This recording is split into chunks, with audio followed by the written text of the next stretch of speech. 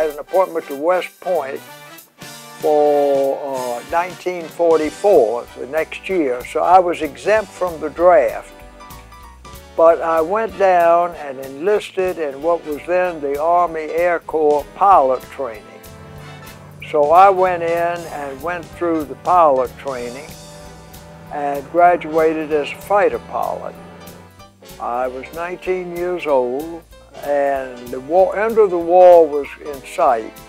I would have been stuck in a P-51 pool probably somewhere, flying just to keep my hours up. And there was an opening of all things to go into this B-17 training program. So I went into that, and not shortly after I graduated, that was phased out, and I ended up flying B-25s.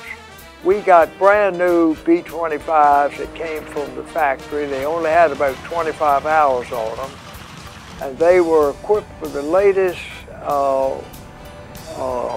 radar for bombing and navigating by radar, which was just fast developing. And we were training crews of young, like ourselves, graduate navigating bombardiers to bomb by radar, and flew 5-hour missions all around the West Coast. The only time I got shot at, we'd been out over Catalina Island off of California and came back, and the U.S. Navy fired a couple of shots at us. Something was the matter with our identification, friend or foe, but I never was in combat. I have a service-connected disability, which is mostly connected with hearing from those big piston planes.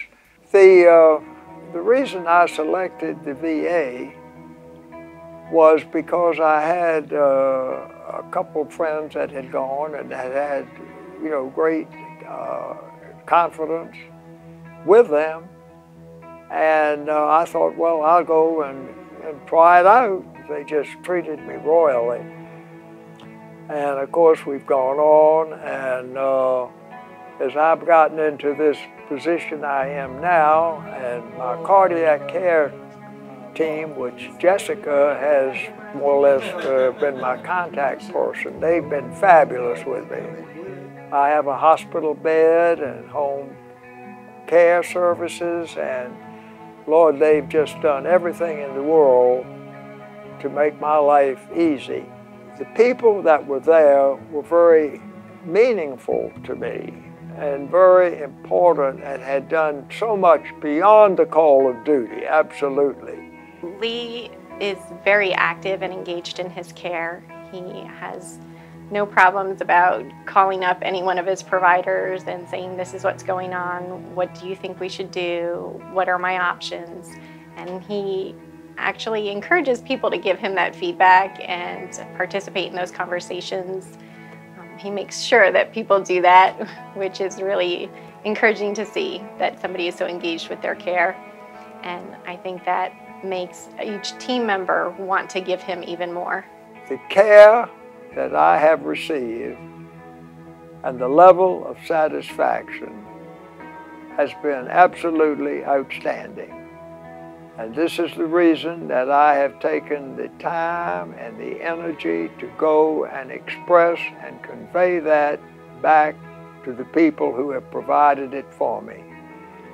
I couldn't speak higher for the care, and I'm getting to the point, as I had mentioned earlier, that I am strongly leaning to spend my final days over here in that environment.